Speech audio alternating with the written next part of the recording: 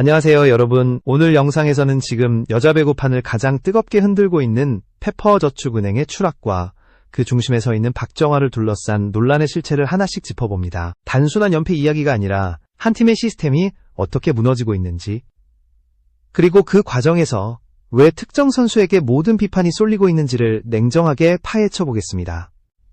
경기 중계 도중 해설위원조차 더 이상 말을 아끼지 못했습니다. 이 정도 볼 처리도 못해주면 박정아 선수가 원래 이 정도밖에 안 되는 선수인가요? 카메라 앞에서, 그것도 경기 한복판에서 특정 선수를 직접 언급하며 비판이 나왔다는 건 매우 이례적인 장면입니다. 이 발언은 단순한 감정 표출이 아니라 지금 페퍼저축은행이 단순한 부진을 넘어 명백한 위기 국면에 들어섰다는 신호로 받아들여졌습니다. 팬들 역시 같은 지점을 바라보고 있었습니다. 지금 팀이 겪고 있는 문제는 몇 경기 연속으로 졌다는 숫자의 문제가 아닙니다. 연패는 결과일 뿐이고 그 아래에서는 팀 시스템 전체가 동시에 붕괴되고 있다는 징후가 분명하게 드러나고 있습니다. 그래서 자연스럽게 하나의 질문이 떠오르게 됩니다. 박정아가 흔들리면서 팀이 무너진 것일까요? 아니면 팀의 구조가 먼저 붕괴했기 때문에 박정아까지 흔들리고 있는 걸까요? 오늘 이 영상에서는 감정적인 편가르기나 선수 개인에 대한 단순 비난을 넘어서 페퍼저축은행의 초반 돌풍은 무엇이었는지, 그 상승세가 왜 이렇게 빠르게 꺼져버렸는지, 그리고 감독의 최근 발언과 기용 패턴이 실제로 무엇을 의미하는지를 처음부터 차근차근 추적해보겠습니다. 영상 중간에 잠시 말씀드리겠습니다. 지금 이 이야기가 도움이 되고 있다면 끝까지 시청해주시고 구독을 눌러주시면 큰 힘이 됩니다. 여러분의 구독이 더 깊이 있는 분석을 이어갈 수 있는 가장 큰 동기입니다. 시즌 초반, 페퍼저축은행은 분명 리그의 판도를 흔들었습니다. 개막 후 8경기에서 6승 2패. 지난 시즌 최하위 팀이라는 꼬리표를 달고 있던 팀이 상위권을 위협하는 모습은 충격에 가까웠습니다. 하지만 지금의 모습은 완전히 다릅니다. 4연패에 빠진 현재의 흐름은 당시의 상승세가 완성된 시스템의 결과라기보다는 상대 팀들이 아직 분석을 끝내지 못했을 때만 유효했던 짧은 구간이었음을 보여주고 있습니다. 조이의 폭발적인 화력, 시마무라의 중앙 속공, 박은서와 박정아의 득점 지원점 이 조합은 상대가 페퍼의 공격 루트를 완전히 파악하기 전까지만 통했습니다. 그 짧은 기간 동안에는 팀이 가진 구조적 약점이 수면 위로 드러나지 않았을 뿐입니다. 하지만 각 팀이 리시브 라인과 세트 후반 패턴까지 분석을 마치자 페퍼저축은행은 놀랄 만큼 빠른 속도로 한꺼번에 무너졌습니다. 즉, 초반 돌풍은 실력의 증명이 아니라 약점이 가려져 있던 착시 효과에 가까웠다는 평가가 나오기 시작한 것입니다. 그리고 그 약점의 중심에는 단 한 포지션이 자리 잡고 있습니다. 바로 세터입니다. 페퍼저축은행의 문제를 이야기할 때 결국 모든 분석은 하나의 지점으로 수렴합니다. 바로 세터 포지션입니다. 이 문제는 단순히 누가 더 잘한다, 누가 부족하다는 수준의 이야기가 아닙니다. 지금 페퍼저축은행의 세터 문제는 팀 전체 붕괴를 유발하는 구조적 뿌리에 가깝습니다. 현재 페퍼의 세터진은 각각 분명한 장점을 가지고 있습니다. 박사랑은 템포가 빠르고 공격적으로 볼을 배급할 수 있는 능력이 있습니다.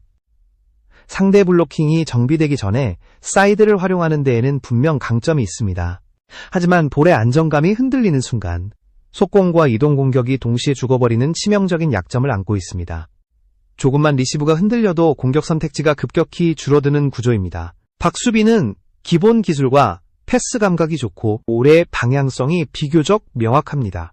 전개 자체는 안정적이라는 평가를 받습니다. 하지만 세트 후반, 상대의 압박이 강해질수록 운영이 급격히 흔들리는 모습이 반복됩니다. 중요한 순간에 과감한 선택 대신 안전한 토스를 택하면서 공격의 날카로움이 사라집니다. 결과는 명확합니다. 누가 세터로 나서더라도 완성형 정답은 아닙니다. 그리고 이 한계는 세터 개인에서 멈추지 않습니다. 세터의 불안정은 곧 템포 붕괴로 이어지고, 템포가 무너지면 중앙 공격은 사용할 수 없게 됩니다. 중앙이 사라지면 상대는 자연스럽게 사이드에 블로킹을 집중시킵니다. 조이와 박정아는 높아진 블로킹 벽 앞에서 막히고 공격 성공률은 급격히 떨어집니다. 공격이 막히면 세터는 다시 위축됩니다. 위축된 세터는 더 단조로운 패턴을 선택합니다. 단조로운 공격은 다시 상대에게 읽히고 그 결과 공격 성공률은 더 떨어집니다. 이 악순환은 한 세트가 아니라 한 경기 안에서도 반복되고 있습니다. 현재 페퍼저축은행은 이 필연적인 고리에 갇혀 있는 상태입니다. 여기에 또 하나의 치명적인 딜레마가 겹쳐 있습니다. 바로 리시브와 공격을 동시에 잡을 수 있는 조합이 없다는 점입니다. 지금 페퍼가 보유한 자원들은 서로의 단점을 보완하기보다 오히려 증폭시키는 방향으로 맞물려 있습니다. 공격력을 강화하면 리시브 라인이 무너지고 리시브를 안정시키면 공격에서 확실한 한 방이 사라집니다. 그래서 누가 코트에 들어가도 팀의 한쪽은 반드시 붕괴됩니다. 이건 단순히 기용의 문제가 아닙니다. 스쿼드 밸런스 자체가 맞지 않기 때문에 발생하는 구조적 한계입니다. 어떤 선수를 빼고 어떤 선수를 넣으면 해결된다는 해법이 애초에 존재하지 않는 상황입니다. 이 지점에서 자연스럽게 한 이름이 다시 떠오르게 됩니다. 바로 박정아입니다. 박정아는 이 팀에서 상징적인 존재이자 동시에 구조적 문제가 가장 극명하게 드러나는 위치에 서 있는 선수입니다. 팀 내 최고 연봉자, 국가대표 출신, 리그 정상급 공격수점, 그리고 지금 리그 전체에서 가장 거센 비판을 받고 있는 선수 역시 박정아입니다.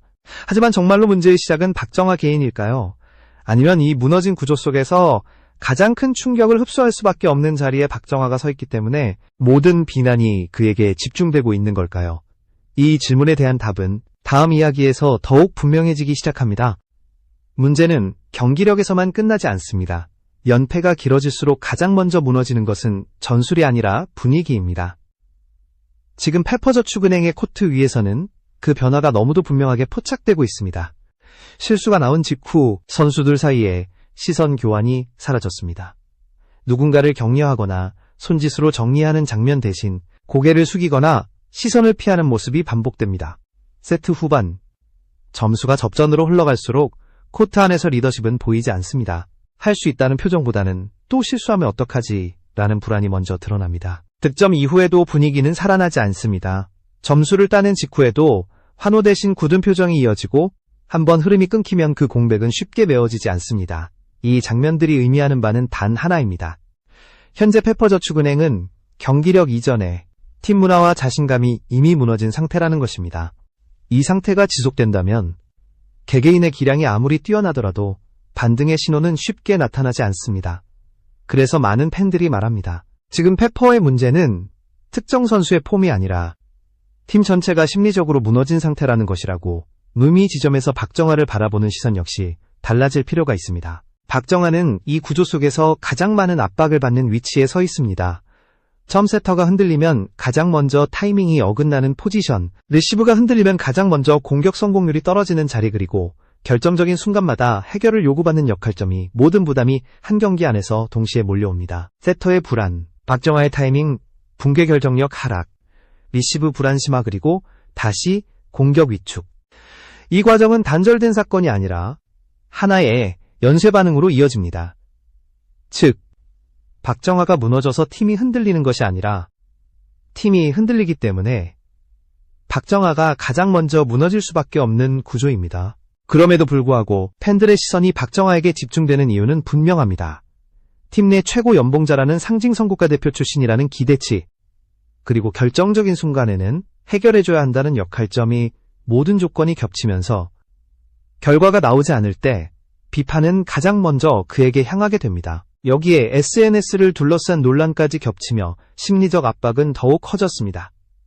게시물 삭제 논란, 표정 변화에 대한 과도한 해석, 경기 외적인 이야기들이 코트 위의 플레이와 뒤섞이기 시작했습니다.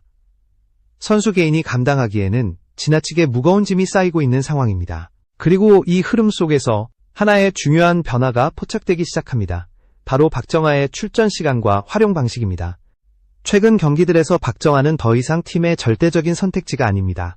중요한 흐름에서 교체되고 결정적인 순간에 코트에 서지 못하는 장면이 반복되고 있습니다.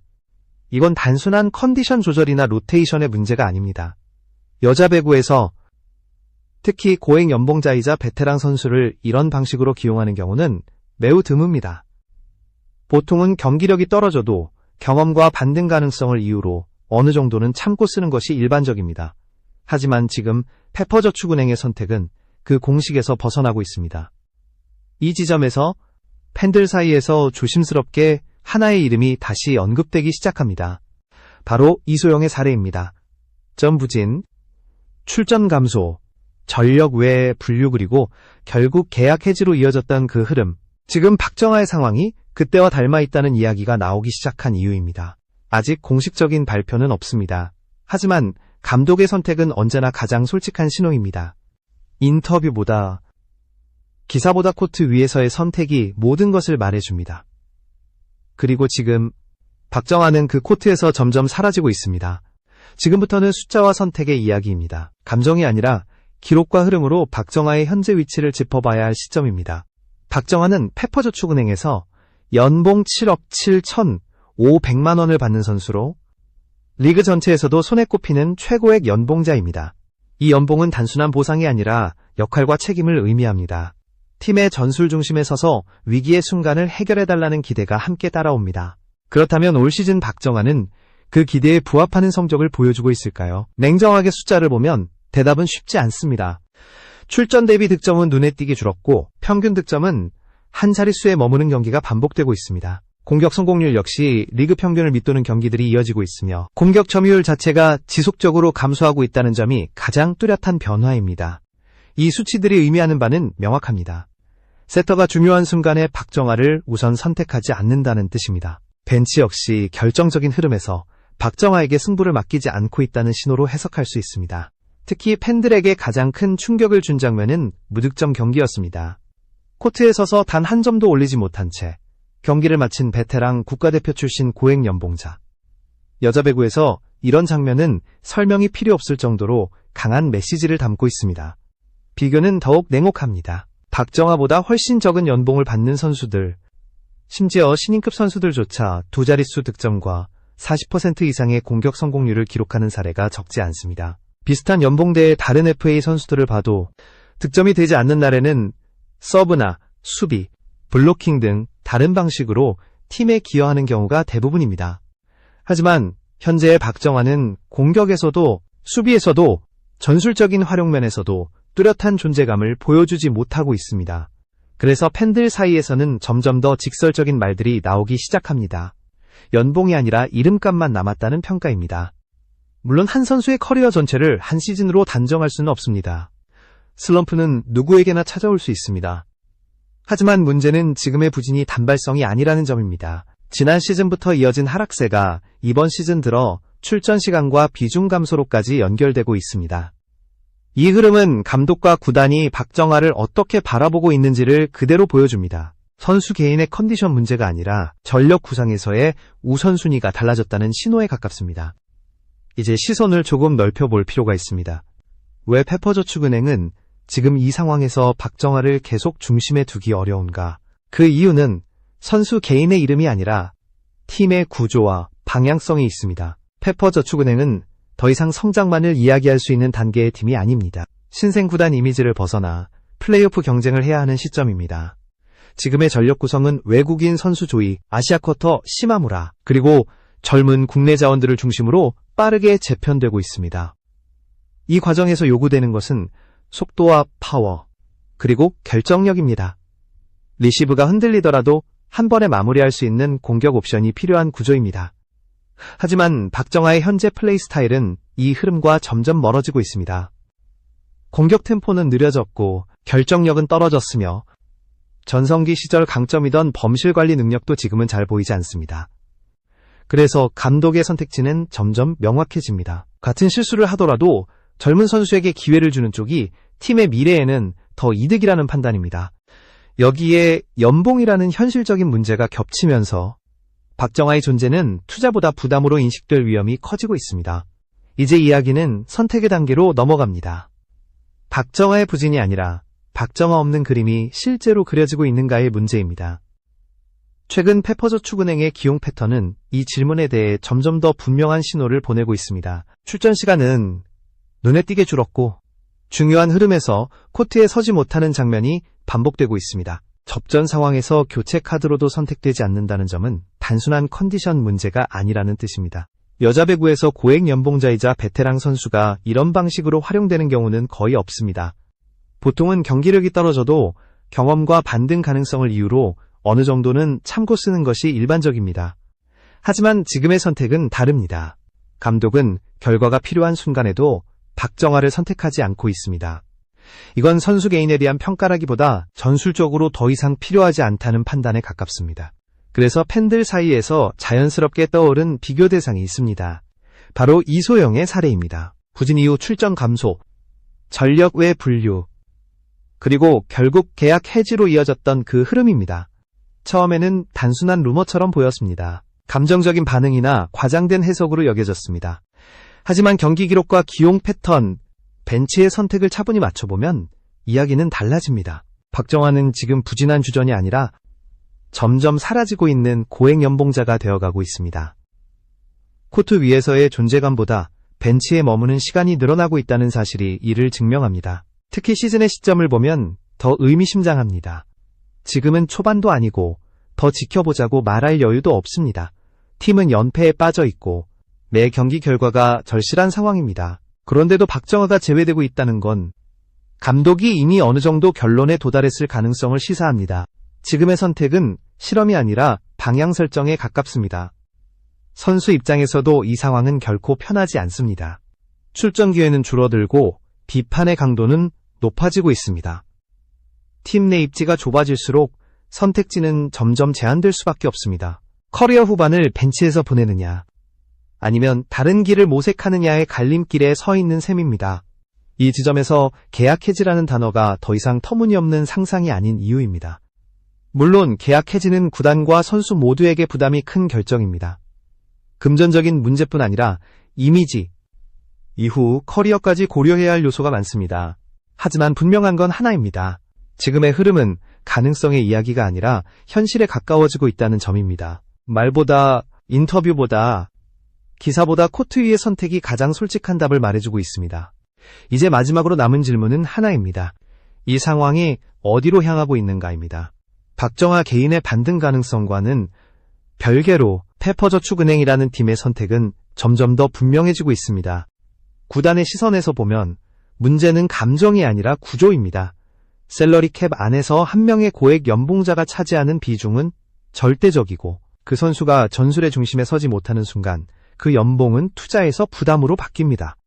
이미 여자부 전체는 고액 FA의 위험성을 여러 차례 경험했습니다. 이소영의 계약 해지 이후 구단들은 이름값보다 현재 전력 적합성과 효율을 더 중시하는 방향으로 움직이고 있습니다. 페퍼저축은행 역시 예외일 수 없습니다. 외국인 선수 조이, 아시아쿼터 시마무라, 그리고 성장 중인 국내 자원들을 중심으로 한 공격 구조가 자리를 잡아가고 있습니다. 이 구조에서 요구되는 것은 빠른 템포와 즉각적인 결정력입니다. 리시브가 흔들려도 한 번에 마무리할 수 있는 옵션이 필요하고 흐름을 끊지 않는 공격이 우선시됩니다.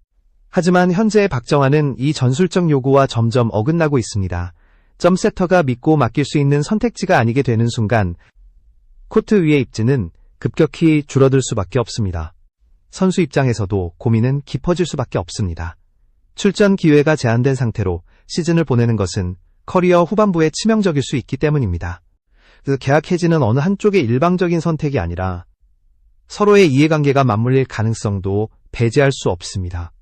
구단은 구조 개편을, 선수는 새로운 기회를 선택하는 시나리오입니다.